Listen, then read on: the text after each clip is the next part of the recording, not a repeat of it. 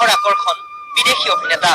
মই এটা প্ৰকাণ্ড সৰ্পৰ ৰূপ ধাৰণ কৰি আপোনাৰ মই গ্ৰাস কৰিম।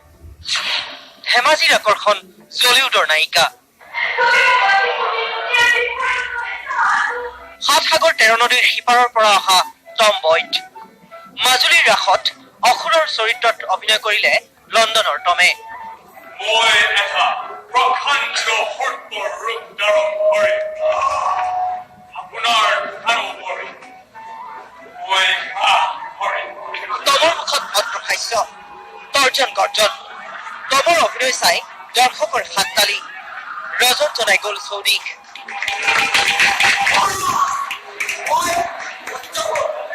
শিশু কৃষ্ণ কিমান যে দুষ্টালি।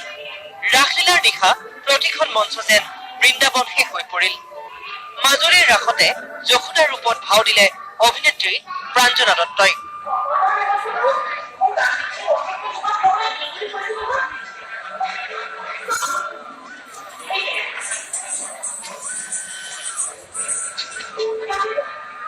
ধেমাজিৰ ৰাসত যশোদাৰ ৰূপত এয়া আশা বৰদলৈ।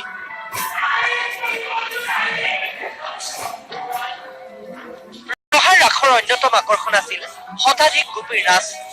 কোনো মঞ্চ নহয়, অজস্ৰ দৰ্শকৰ মাজত মাটিতে বৃন্দাবন সাজি কৰা হল ৰাসলীলা।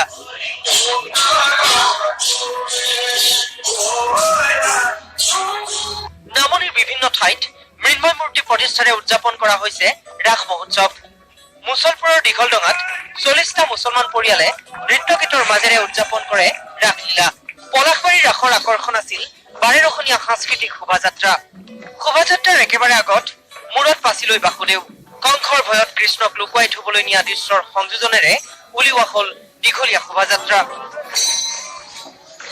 ছয়গাঁৱত প্ৰযুক্তিবিদ্যা আৰু মহাকাব্যিক পৰম্পৰাৰ প্ৰতিফলন ঘটিল। এফালে মৃন্ময় মূৰ্তিৰে বৃন্দাবন প্ৰদৰ্শন, আনফালে প্ৰযুক্তিৰ জৰিয়তে দেখুওৱা হল শ্ৰীকৃষ্ণৰ ৰাসলীলা। কৃষ্ণলীলাত মুখৰ হৈ আছে লখিমপুৰো। জিলাখনৰ ধলপুৰ, নাৰায়ণপুৰ, শলবাৰী, নাওবৈচাত 2-3 দিনীয়াকৈ উদযাপন কৰা হৈছে ৰাস মহোৎসৱ। Bureau' report.